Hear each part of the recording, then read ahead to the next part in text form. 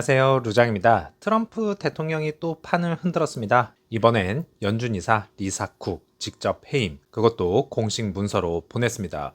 이건 단순한 인사 문제가 아니죠. 미국 금융 시스템, 연준 독립성, 그리고 정치, 통화 정책의 충돌까지 한번 살펴보겠습니다. 그 내용에서는 귀하는 연방준비제도 이사직에서 즉시 해임됩니다. 이중 주거지 서명, 모기지 사기 의혹이 해임 사유라고 적었습니다. 이게 과연 무슨 일일까요? 미시간 주택 구매 시 이 집이 주거지라고 서명했고요. 2주 뒤에 조지아 주택을 또 이게 내 주거지라고 서명했습니다. 이에 따라 두 개의 서로 다른 모기지 계약서에 거짓 진술한 셈이죠. 트럼프의 주장은 이건 고의적이든 아니든 금융사기다. 이런 사람이 금융규제기관에 앉아 있다는 건 말도 안 된다 전했습니다. 핵심은 연준 이사직은 대통령이 마음대로 해임할 수가 없습니다. 법적으로 독립적인 기관이고요.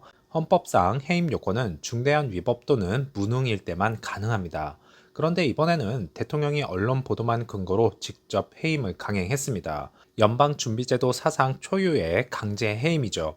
연준의 정치 독립성이 흔들릴 수 있다는 우려가 나오고 있고요. 향후 전망은 법정 공방은 불가피하겠고 최종적으로 연방 대법원까지 갈 가능성도 충분히 존재합니다. 트럼프는 단순히 쿡만 겨냥한 게 아닙니다. 8월 초에는 아드리아나 쿡을 넣어 연준 이사 자진 사임을 요구했고요. 트럼프는 경제자문위원회 스티븐 미란을 이사 후보로 지명했죠.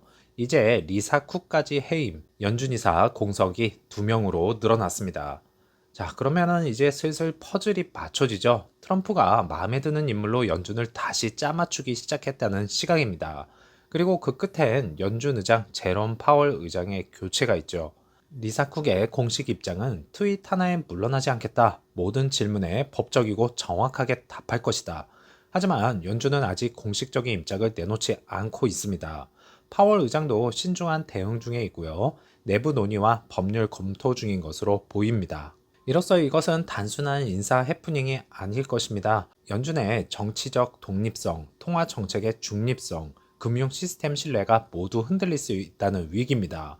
만약 법원에서 트럼프의 해임이 정당하다고 인정되면 향후 어떤 대통령이든 마음에 안 드는 연준 이사는 언제든지 교체가 가능해집니다. 그러면 연준 독립성은 붕괴가 되겠고요. 시장의 금리 예측 무력화 우려도 커질 수 있습니다. EV 섹터주는 리비아는 플러스 0.15%, 테슬라는 플러스 1.94%, 루시드는 플러스 2.46% 상승했고요. 오전에는 안정적인 상승을 보이면서 출발했습니다. 오후 1시에서 2시 갑작스러운 급등이 나타났습니다. 그러면서 단기 고점을 형성했고요.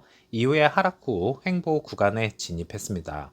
2.07달러에서 2.09달러 박스권에 다시 갇힌 모습이네요. 오더플로우는 라지 스케일에서 지속적으로 매도세를 퍼붓고 있는 중이고 월요일장은 미디움과 스몰캡에서도 매도가 더 많은 것을 확인할 수 있었습니다.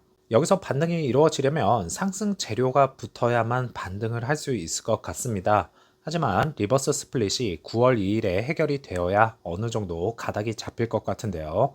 지지냐 붕괴냐, 분기점 위에 서 있는 만큼 긴장되는 구간이죠. 21일까지 보고된 공매도 비중을 보겠습니다. 루시드 주식을 누가 이렇게 팔아치우고 있을까요?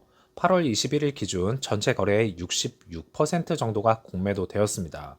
숏 비중이 60%를 넘었다는 건 투자자 대부분이 더 떨어질 거다라고 믿고 있다는 신호겠죠.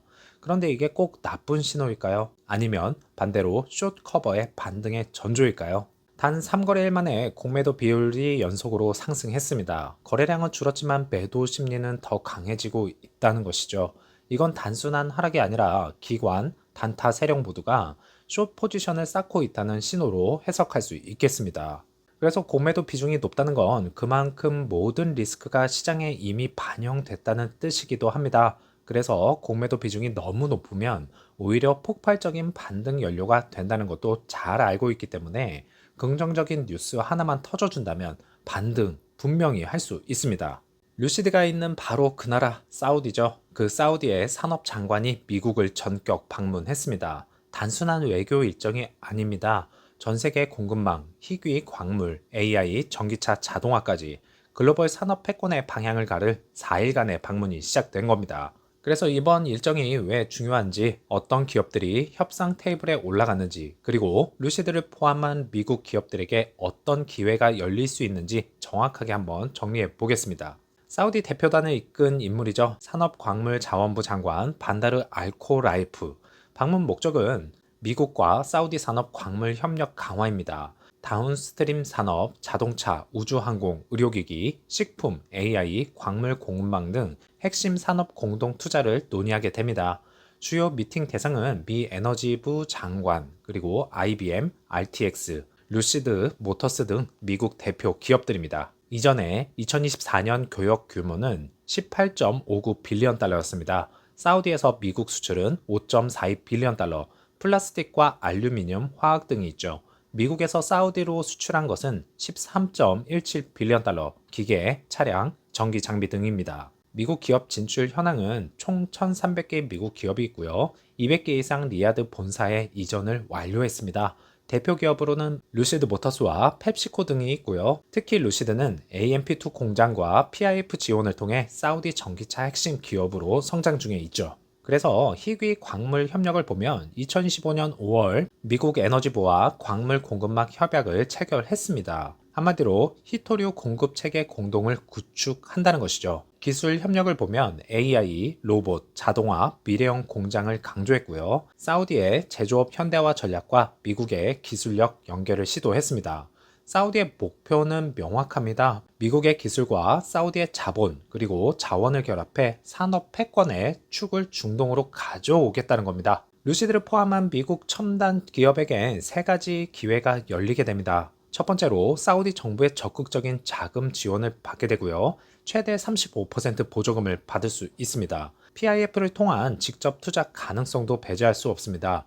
미국 자산 비중이 약 40%죠. 글로벌 광물 공급망 내 입지 확보는 ESG 대응력 강화를 보여줍니다. 루시드는 이미 사우디 AMP2에서 차량을 생산 중에 있고요. RTX, IBM, 퀄컴 등도 사우디 기술 전환 파트너로 거론되고 있는 중입니다. 자동차, 광물, 제조 분야의 직접 협력의 논의가 되고 있는데요. 사우디와 미국이 공급망과 첨단 제조 협력에 손을 맞잡고 있습니다. 루시드는 그 자체로 미국 기술, 사우디 자본이 결합된 대표 케이스죠. 향후 미국 정부와 기술 협력 확대가 이루어질 것입니다.